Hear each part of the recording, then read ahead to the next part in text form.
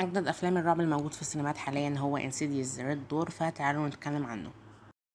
واهلا بيكم في فيلم فليكس، القناه اللي بنتكلم فيها عن الافلام والمسلسلات والسينما. والنهارده بنتكلم كلامنا عن الافلام اللي بتنزل في السينمات، وهنتكلم عن فيلم انسيديوس ذا ريد دور، اجدد افلام الرعب واجدد فيلم في سلسله انسيديوس، اللي كمان مفروض ان هو بيقفل السلسله وبيقفل كل حاجه اتقدمت فيها. هتكلم عن رأيي في الفيلم ده بكل صراحة وبدون حرق. هتكلم معاكم عن الحاجات اللي حصلت وايه اللي عجبني وايه اللي ما عجبنيش. حابة اسمع كمان رأيكم انتوا في الفيلم ده، هل عجبكم هل ما عجبكمش، وهل انتوا اصلا محبين للسلسلة بتاعت انسيديوس؟ بتحبوا الافلام بتاعتها ولا ايه رأيكم فيها بالظبط؟ وما تنسوش انكم تعملوا لايك وتشتركوا في القناة وتفعلوا الجرس، وتروحوا كمان تعملوا فولو لاكونت التيك توك عشان هناك بنعمل فيديوهات حلوة جدا هتعجبكم. ومن غير مقدمات كتير يلا نبتدي. 10 سنين بعد أحداث فيلم انسيديوس شابتر 2 بنكمل قصة عيلة لامبرت، وهم بيحاولوا ينسوا الأحداث اللي حصلت لهم مع البعد الآخر وكل الحاجات اللي واجهتهم في الفترة دي. لكن بيقرروا إن هم لازم يوقفوا الموضوع، وإن النسيان مش هيوقف أي حاجة.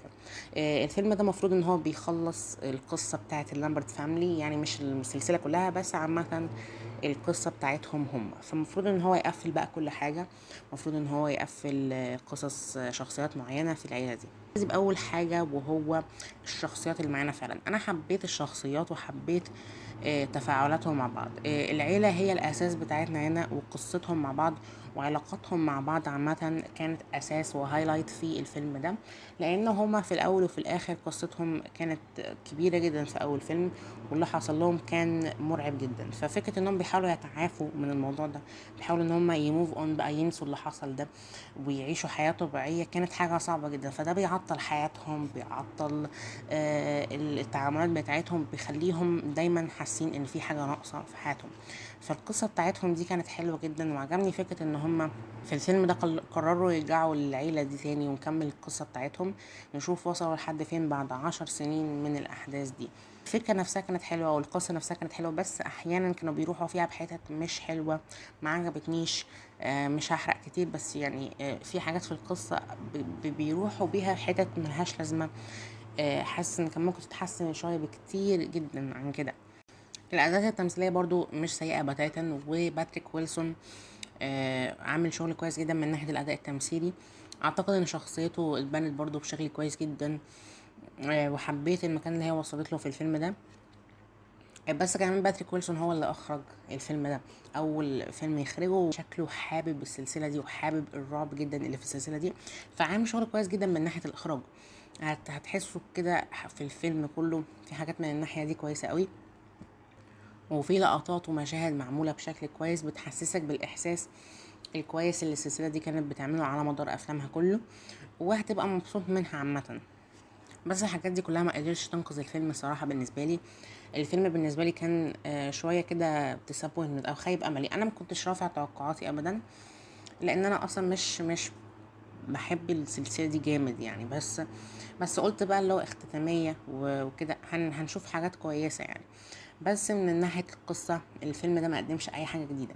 انا مش هحرق لكم القصه، وده ما يعتبرش حرق تقريبا. بس في اخر الفيلم انسيديوس شابتر 2 العيله المفروض انها نسيت الاحداث دي، عملوا كده حاجه مع الدكتور النفساني خلاهم ينسوا الكلام ده كله. هنا بقى طبعا عشان يرجعوا تاني يتعاملوا مع الموضوع لازم يفتكروه اكيد. ففكرة ان احنا بنخليهم يفتكروا دول، وبنقدمهم تاني نفس المفاهيم والحاجات دي، بالنسبة لنا احنا حاجة مش جديدة.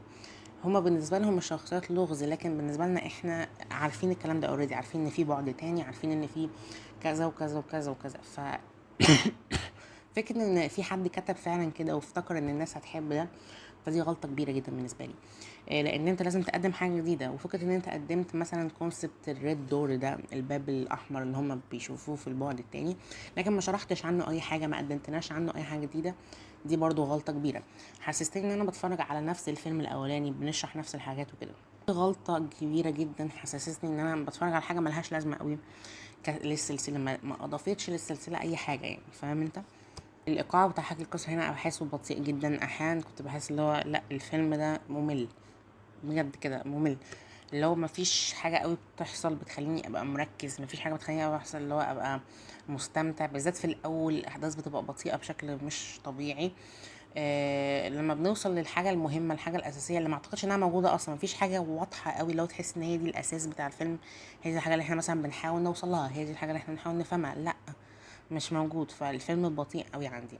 وبيزود على ده فكره ان الفيلم مش مخيف، مع ان سلسله انسيديوس اصلا مشهوره بالمناظر المخيفه والمرعبه. يعني مثلا لو جينا بصينا على اول فيلم مثلا، المناظر دي مرعبة جدا، يعني ازاي نفس السلسلة ما يطلعش منها نفس الرعب ده؟ الفيلم الجديد ده الرعب منعدم الصراحة، انا ما حسيتش ان كان فيه منظر واحد مرعب، ما كانش فيه، يعني الرعب كان ضعيف جدا. وده طبعا حاجة انا مش عايزها وانا داخل فيلم رعب. فلا، دي برضو مشكلة كبيرة جدا في الخضات الكتيرة دي، الجامب سكيرز الكتيرة دي، بس هي بقت خلاص بقى ما بقتش حلوة. يعني خلاص نلاقي حاجة تانية بقى، نبدل لحاجة تانية. بس ففيلم انسيديوس ذا ريد دور هو فيلم ضعيف جدا من ناحية الرعب، ضعيف جدا من ناحية القصة وإيقاع حكيها. في ستايل إخراجي حلو من باتريك ويلسون، وأداؤه التمثيلي كان حلو، الشخصيات حلوة وتفاعلاتها مع بعض كويسة، لكن قصتهم اللي اتوضعوا فيها دي، وفكرة ان هما بيحاولوا يفتكروا حاجات احنا اوريدي كمشاهدين عارفينها وشفناها قبل كده، مش بتساعد ابدا في ان الفيلم ده يكون حلو او ممتع او حتى مختلف وبيضيف حاجة للسلسلة. النهاية بالنسبة لي كانت مريحة شوية لقصة العيلة، لكن ما كانتش مريحة بالنسبة للفيلم ده كله عامة. فانا ادي فيلم انسيديوس ريد دور 4/10. انتوا كمان اكتبوا لي تقييمكم للفيلم ده، هل عجبكم هل ما عجبكمش، ايه اكتر حاجه عجبتكم في الفيلم وايه اكتر حاجه ما عجبتكمش. وما تنسوش انكم تعملوا لايك وتشتركوا في القناه وتفعلوا الجرس. وسلام.